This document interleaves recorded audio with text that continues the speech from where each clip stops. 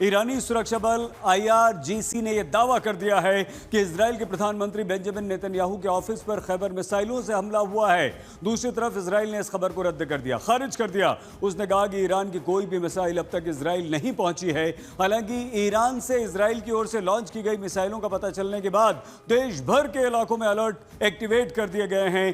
Khyber force खतरे को खत्म करने के लिए जहां जहां भी जरूरी है इंटरसेप्ट करने और हमला करने के लिए काम कर रही है। लोगों को सुरक्षित जगहों पर जाने के लिए कह दिया गया है। होम फ्रंट कमांड के निर्देश का पालन करने के लिए इजरायली लोगों को कह दिया गया है। इजराइल, अमेरिका और ईरान के बीच छिड़ा यह युद्ध जबरदस्त गंभीर होता जा रहा है। कुछ अपडेट आइए हम आपको बता दें, और उस अपडेट में सबसे पहला यह है कि ईरान ने कद्र इमाद जैसली बैलिस्टिक मिसाइलें दागी हैं। उधर इजराइल ने चेतावनी दी है कि हिजबुल्लाह के भी ठिकानों पर हम हमला करेंगे, लेकिन यह खतरनाक है। अगर ईरान अपनी खतरनाक मिसाइलें जिसमें कद्र है और ये सब अगर करता है, इनसे हमले करता है तो नुकसान हो सकता है। इजराइल ने हिजबुल्लाह के सभी ठिकानों पर हमलों की चेतावनी दे दी है। मतलब ये अब हमला और इजराइल की तरफ से बढ़ेगा। इजराइल ने चेतावनी दी है कि हिजबुल्लाह के ठिकानों के आसपास से जो लोग हैं वो दूर हो जाएं। हम आम लोगों को निशाना बनाना नहीं चाहते हैं, तो आम लोग दूर हो जाएं। हिजबुल्लाह के ठिकानों पर हम हमला जल्द ही करेंगे। लेकिन एक बड़ी खबर यह है कि ब्रिटेन के प्रधानमंत्री कीर स्टारमर ने डिएगो गार्सिया बेस का इस्तेमाल करने से मना कर दिया है। अमेरिका को यह एक झटका है। कहा कि वो यहां पर बेस से ईरान पर हमला करने की अनुमति नहीं देंगे, इजाजत नहीं देंगे। और राष्ट्रपति ट्रंप इससे नाराज हैं। वो इस डिएगो बेस से ईरान पर हमला करना चाहते थे। तो ब्रिटेन के प्रधानमंत्री स्टारमर के निर्णय पर ट्रंप ने असंतोष व्यक्त किया है। यह कहा है कि मैं इससे निराश हूं। इसके अलावा एक और बड़ी खबर, महत्वपूर्ण खबर यह है कि कुवैत एयर डिफेंस ने गलती से US फाइटर जेट को मार गिराया है। हालांकि इसमें जो मौजूद पायलट थे वो सुरक्षित बच गए हैं। सभी क्रू सदस्यों को सुरक्षित बचा लिया गया है, लेकिन ये फाइटर जेट गिर गया है और ये गलती से क्रैश हुआ है। हालांकि सभी क्रू मेंबर्स को सुरक्षित बचा लिया गया। लेबनान सरकार ने हिजबुल्लाह की सभी गतिविधियों पर प्रतिबंध भी लगा दिया है। बड़ी खबर इस वक्त यह है, जो लोग परेशान हो रहे हैं एयरपोर्ट्स पर उनके लिए, कि बहरीन में पासपोर्ट सेवाएं अगली सूचना तक सस्पेंड कर दी गई हैं। ये अभी तक का अपडेट था। और इस बीच एक और बड़ी खबर आ रही है। ईरान पर हमले को लेकर IDF का बयान आया है। तो इजराइल की तरफ से ये बड़ा बयान आया है। अब देखना होगा कि 600 से ज्यादा ठिकानों पर हमले, एक साथ 600 से ज्यादा ईरान के ठिकानों पर हमले किए गए हैं। इजरायली डिफेंस फोर्स का ये बयान यहां पर आया है। 2500 हथियारों का इस्तेमाल किया गया है। 150 से ज्यादा बैलिस्टिक मिसाइलों को टारगेट किया गया है। और ये हमला, इससे आप अंदाजा लगा सकते हैं कि बेहद बड़ा था। 200 से ज्यादा ईरानी एयर डिफेंस सिस्टम पर भी हमला इजराइल की तरफ से किया गया है। तुम एक मारोगे हम 4 मारेंगे की तर्ज पर युद्ध चल रहा है। मिडिल ईस्ट का आसमान धुआं धुआं है। अमेरिका, इजराइल और ईरान के बीच युद्ध की विभीषिका विकराल होती जा रही है।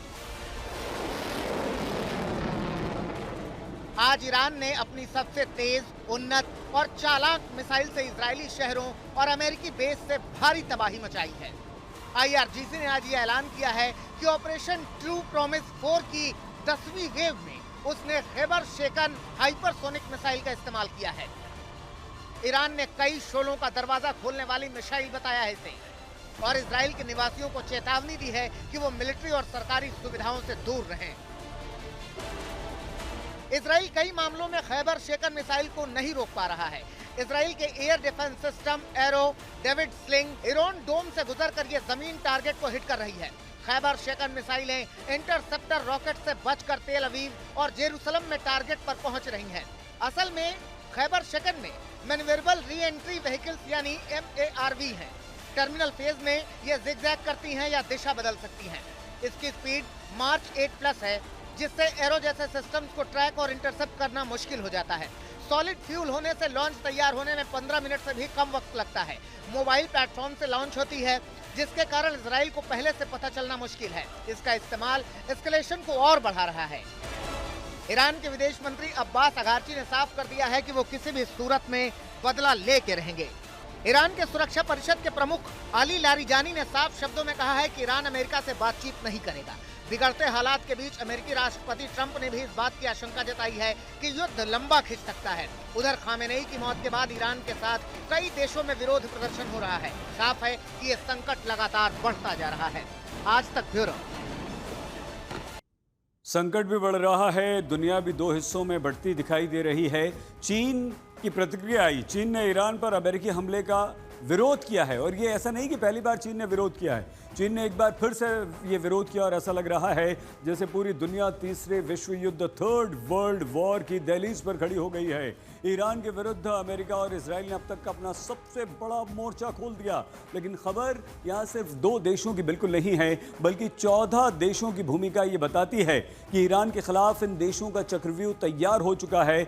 और हम आपको अब हमारी स्क्रीन पर चल रही इस लिस्ट को दिखाते हैं। यहाँ पर गौर से आप देखिए, इस महायुद्ध में E3 यानी कि यूरोप के 3 सबसे शक्तिशाली देश ब्रिटेन, फ्रांस और जर्मनी, ये समर्थन देने की भूमिका में आ गए हैं। ये 3 सबसे खतरनाक देश। फ्रांस ने अपना nuclear powered aircraft carrier Charles de Gaulle को पूर्वी मध्य सागर में रवाना कर दिया है।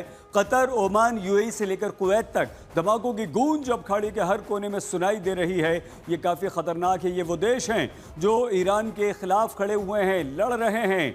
और अमेरिका और इजराइल जहां सीधे युद्ध में शामिल हैं और ईरान पर 2000 से ज़्यादा बॉम्ब अभी तक बरसा चुके हैं, वहीं ईरान भी ड्रोन और मिसाइलों के द्वारा अमेरिका और इजरायली ठिकानों पर लगातार बारूद बरसा रहा है, रुक नहीं रहा। हम आपको इन विभिन्न देशों के बारे में भी बता रहे हैं जो इस समय ईरान के खिलाफ युद्ध में या तो सीधे शामिल हैं या उससे प्रभावित हो रहे हैं। और ये ईरान अकेला है जो लड़ रहा है। और ये देखिए, यहाँ पर हम लगातार बार बार आपको बता रहे हैं कि किस तरह से ये 14 देश एक तरफ हैं और ईरान यहाँ पर हमले कर रहा है।